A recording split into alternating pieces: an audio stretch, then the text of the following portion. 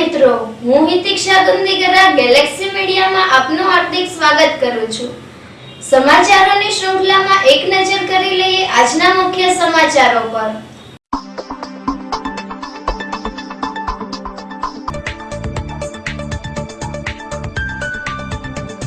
ઘોઘાના મામસા ગામે સગી મામી પર બળાત્કાર ગુજારી તેણીની હત્યા કરનાર સગા ભાણેજને આજીવન કારાવાસની સજા ફાસ્ટ ટ્રેક કોર્ટે ફટકારી હતી।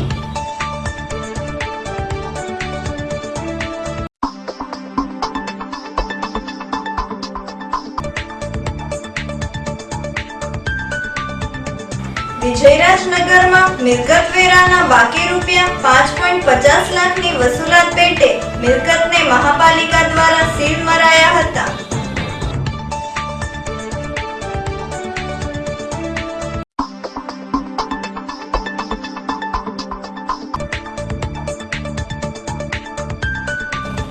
શનિવારે નીકળનારી ભગવાન જગન્નાથજીની રથયાત્રા સંદર્ભે 5500 પોલીસ ફરજ તૈનાત રહેશે।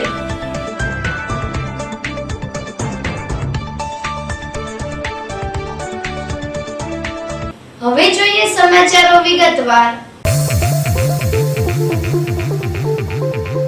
ઘોઘાના મામસા ગામે સગી મામી પર બળાત્કાર ગુજારી તેણીની હત્યા કરનાર સગા ભાણેજને આજીવન કારાવાસની સજા ફાસ્ટ ટ્રેક કોર્ટે ફટકારી હતી। ઘોઘા તાલુકાના મામસા ગામે આવેલા દિયાળ સ્ટીલ કંપનીમાં વોચમેન તરીકે ફરજ બજાવતા અને કંપનીના કોટેજમાં રહેતા સુધીરકુમાર ચંદ્રસિંહના સગા ભાણેજ સંદીપ જીલેન્દ્રસિંહ ચૌધરીએ પોતાની નેહા નામની મામી પર બળાત્કાર ગુજારી તેણીની હત્યા કરી નાસી છૂટ્યાની ગત તારીખ 17/5/2000 ના રોજ બનેલી ઘટના અંગે સુધીરકુમાર ચંદ્રસિંહ દ્વારા ઘોઘા પોલીસ મથકમાં ફરિયાદ નોંધાવતા પોલીસે સંદીપ જીલેન્દ્રસિંહ ચૌધરીની ધરપકડ કરી હતી। આ અંગે કેસ અત્રેની ફાસ્ટ ટ્રેક કોર્ટ નંબર 4 માં ચાલતા ન્યાયમૂર્તિ એમજી રાવલે આરોપી સંદીપ જીલેન્દ્રસિંહ ચૌધરીને કસૂરવાર ઠેરાવી નેહાબેનની હત્યા કરવામાં કારાવાસ તેમજ તેણી પર બળાત્કાર ગુજારવાના ગુનામાં 7 વર્ષની સજા અને રૂપિયા 5000 નો દંડ ફટકાર્યો હતો।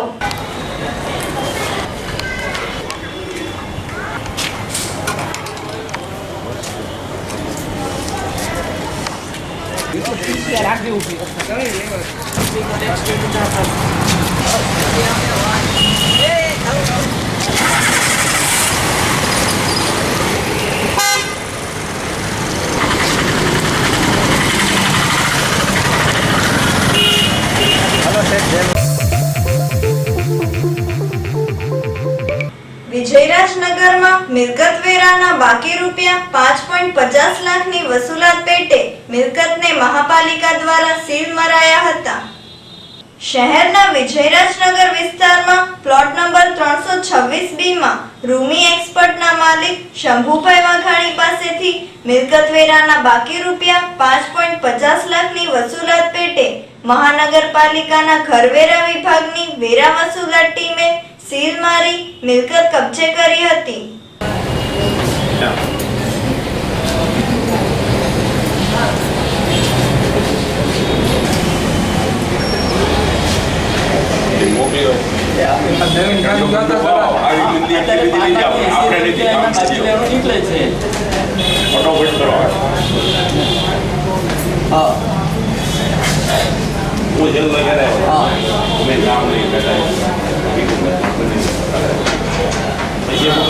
नहीं પણ અત્યારે એવું છે કે કમિશનર સાહેબ અહીંયા સીલ મારવા માટે આપણે મોકલેલા છે તો અમે અમારી ફરજ તો બજાવી ને।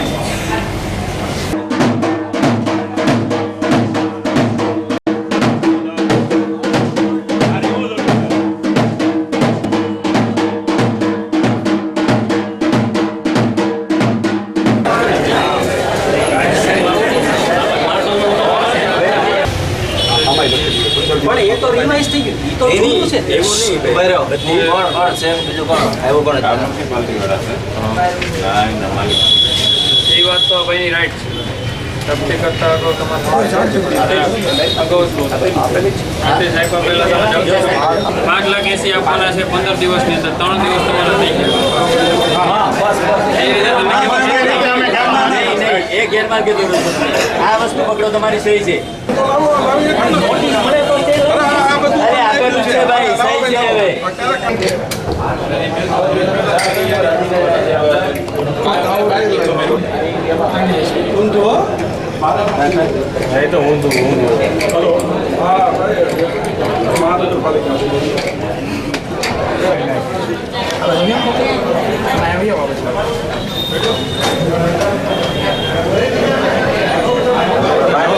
બે નવા ગોવા છે.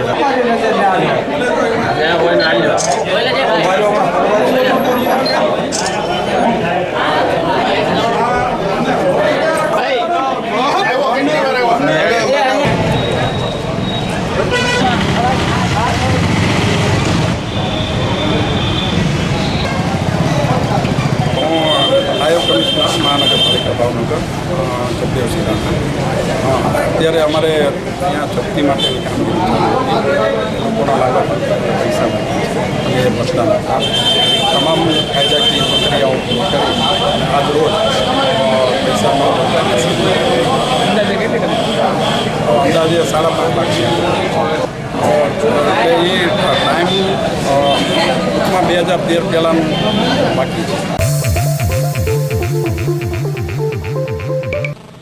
શનિવારે નીકળનારી ભગવાન જગન્નાથજીની રથયાત્રા સંદર્ભે 5500 પોલીસ ફરજ તૈનાત રહેશે.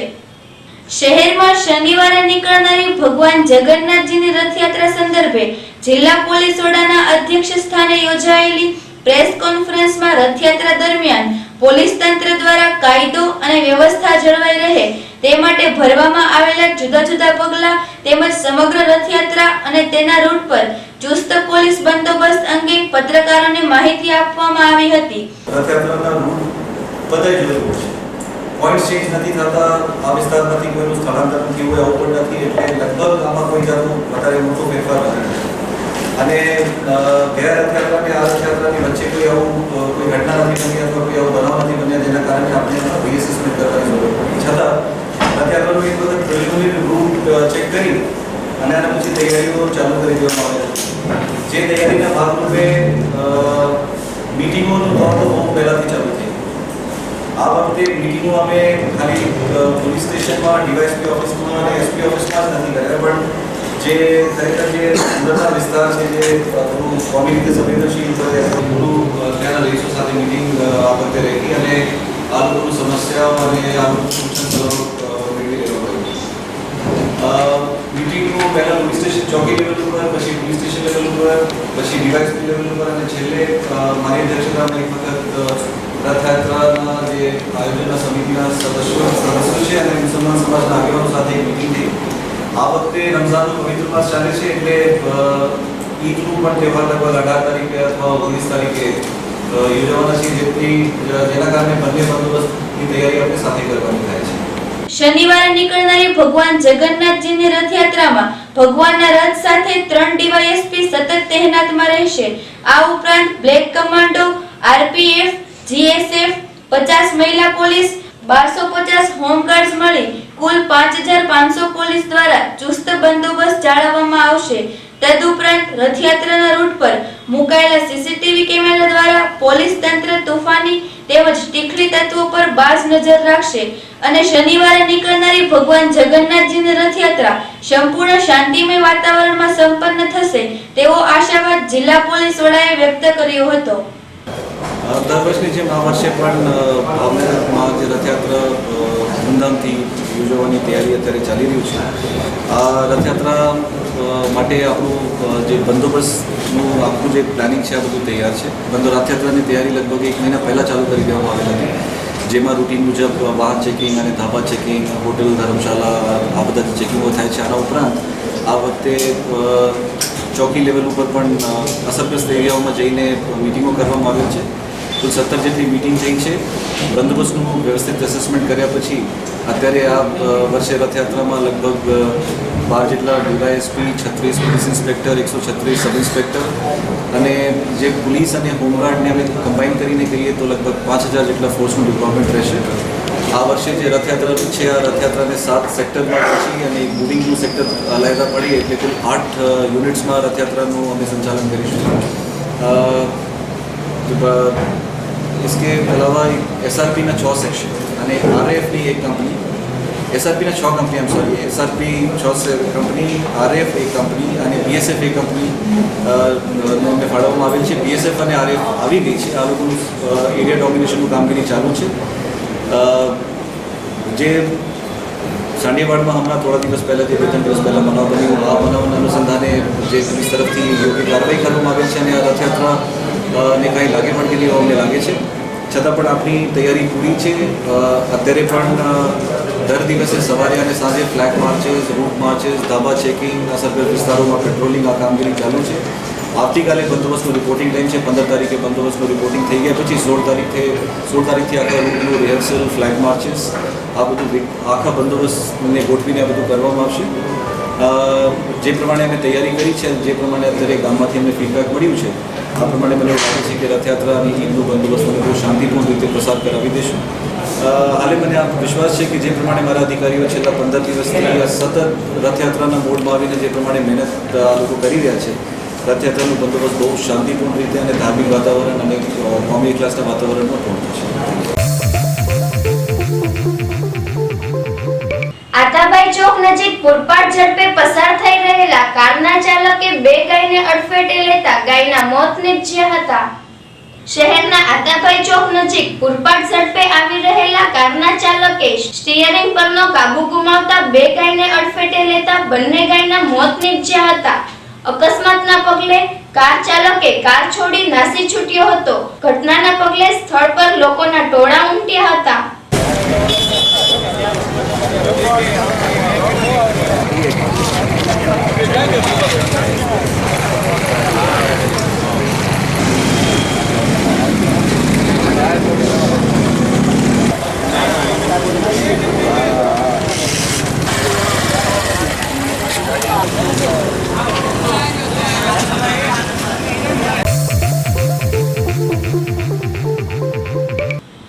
શનિવારે શહેરમાં નીકળનારી ભગવાન જગન્નાથજીની રથયાત્રાના રૂટ પર એસઆરપી દ્વારા ફ્લેગ માર્ચ યોજાઈ.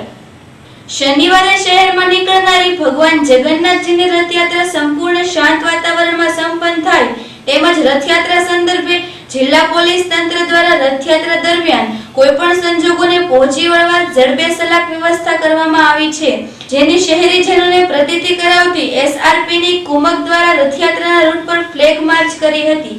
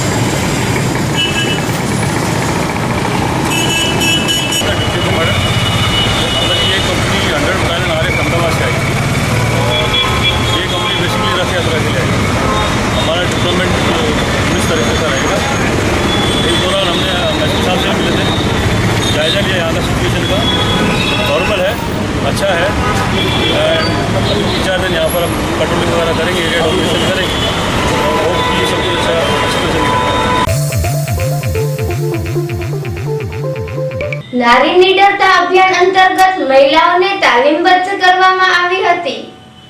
જાગૃતિ એજ્યુકેશન ટ્રસ્ટ દ્વારા શહેરની તક્ષશિલા સ્કૂલ ખાતે નારી નિડરતા અભિયાન અંતર્ગત મહિલાઓને વિવિધ તાલીમો આપવામાં આવી હતી. નારી નિડરતા અભિયાન અંતર્ગત મહિલાઓને પોતાનું રક્ષણ જાતે જ કરી શકે તે અંતર્ગત માર્ગદર્શન અને તાલીમબદ્ધ કરવામાં આવી હતી. બાંધવા ન બનવાનું પણ દૂર રહેવાનું, કંઈ મને હાથ નહીં લગાડવાનું. હું પ્રાથમિક શરૂઆત અમારી સંસ્થાની ઓળખાણ કે આપું કે અમે બધી મહેંદી હરીફાઈ, બ્યુટી પાર્લરની હરીફાઈ, ડાન્સ કોમ્પિટિશન બધું જ કરીએ છીએ. અત્યારે તો કરાટેના બધા તાલીમ વર્ગો પણ ચાલે છે. તમારે કરાટેના ક્લાસ ચલાવો છો? ઉપયોગ કરી અને આપણે આગળ આવવા માટે આપણે પોતાનું વેજો હલાવવું જોઈએ. કોઈ કહે કે આમ કરો તો એમ નહીં. મને શું ગમે છે, હું શું કરી શકીશ. છાપા તમે એવા બાળકોના છાપા બી આવે છે, બહેનોના બી છાપા આવે છે, એ પણ વાંચો અને સાથે સાથે આપણો અભ્યાસ એ પણ આપણે આગળ લાવવાનું છે. એમાંય તે રેન્ક લાવવાનું. बीमार रहेंगे तो कुछ कर नहीं पाएंगे. मैं जो हूँ एक पुलिस ऑफिसर नहीं हूँ, जो प्राइवेट जो करते हैं हम लोग, आप लोग देखते हो CID वगैरह इन्वेस्टिगेटर देखते हो ऐसे, और वो भी यहाँ नहीं लंदन में. सो मैंने बहुत काम किया. अभी मैं स्कूल चलाती हूँ. तो मैं आप सबको बोलना चाहती हूँ कि पहले हम अपना ध्यान करेंगे अपने शरीर का, ताकि हम लोग हमारे साथ कुछ बीमारी ना हो. सेकेंडली अपना मन का, तो मन का ध्यान कैसे करते हैं? रोज 5 मिनट बैठ जाने का शांति.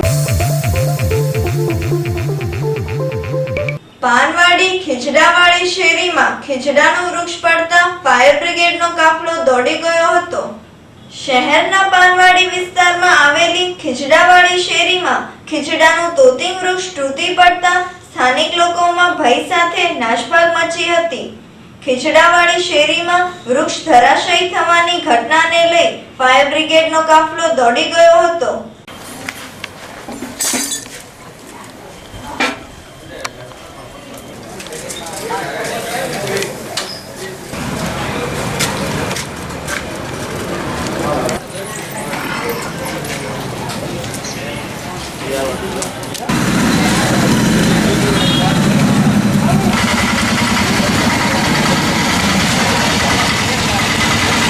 નામ સુરેશભાઈ. સુરેશભાઈ કયો વિસ્તાર છે? આ વડવા ખીજડાવાળી શેરી કહેવાય છે. અત્યારે અહીંયા શું થયું છે? અહીંયા ખીજડામાં મને ડાળ પડીને ભાંગી છે, રોડ ઉપર નીચે આવી ગઈ છે. તમે કોઈને જાણ કરી? હા, અત્યારે જીબીને જાણ કરી છે. તો શું કહે છે જીબી વાળા? હવે એ લોકો આવવાનું કહે છે. ના, નુકસાન તો કાંઈ થયું નથી, કે કોઈને વાગ્યું નથી, એટલે સારું છે. એક વાત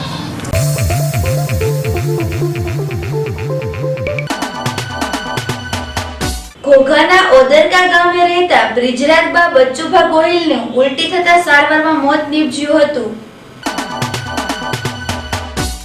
મહુવામાં રહેતા અશરફભાઈ અબ્દુલભાઈ કલ્યાણી પડી જતા સારવાર અર્થે હોસ્પિટલમાં ખસેડેલ છે. પાલીતાણામાં રહેતા જમનાબેન પોપટભાઈ ચાંપાણીને ઇલેક્ટ્રિક શોક લાગતા સારવાર અર્થે હોસ્પિટલમાં ખસેડેલ છે. રાજકુમાર રામદાસને વાહન અકસ્માતમાં ઈજા થતા સારવાર અર્થે હોસ્પિટલમાં ખસેડેલ છે. શિહોરના નાના સુરકા ગામે રહેતા ભાવેશભાઈ ભોપાભાઈ મકવાણાને વાહન અકસ્માતમાં ઈજા થતા સારવાર અર્થે હોસ્પિટલમાં ખસેડેલ છે.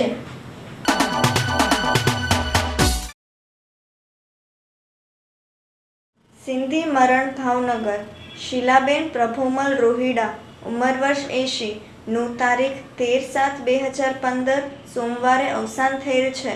જેઓ રમેશભાઈ ચેલારામ કેશવાણી દિલબહાર ચા ના બહેન, મોહનભાઈ પ્રભુમલ રોહિડા ગાંઠિયાવાળા, શ્યામલભાઈ પ્રભુમલ રોહિડા, અમરભાઈ પ્રભુમલ રોહિડા દિલબહાર ચા ના માતા, રાજુભાઈ વરિયલમલ રોહિડા બકાલાવાળા, મનુભાઈ વરિયલમલ રોહિડાના માસી, સંદીપ વિમલ જીમ્મી ના દાદીમાં થાય. તેમનું બેસણું પગડિયું તારીખ 15/7/2015 બુધવારે સાંજે 5:30 કલાકે સંત સેવારામ મંદિર સિંધુનગર ભાવનગર ખાતે ભાઈઓ બહેનોનું સાથે રાખેલ છે. સાંજે 4:30 થી 5:30 સુધી કીર્તન રાખેલ છે. અંતમાં મુખ્ય સમાચારો ફરી એકવાર.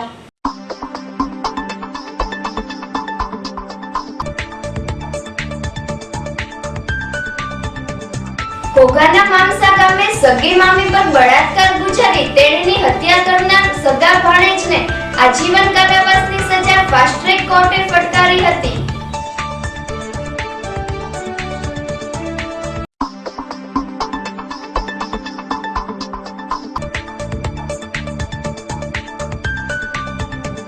વિજયરાજનગરમાં મિલકત વેરાના બાકી રૂપિયા 5.50 લાખની વસૂલાત પેટે મિલકતને મહાપાલિકા દ્વારા સીલ મરાયા હતા.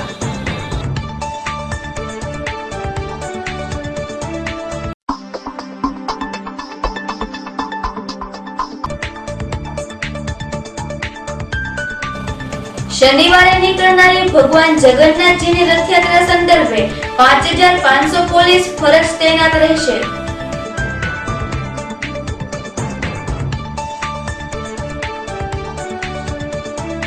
તો આ હતા આજના સમાચારો. ફરી મળીશું નવા સમાચારો સાથે.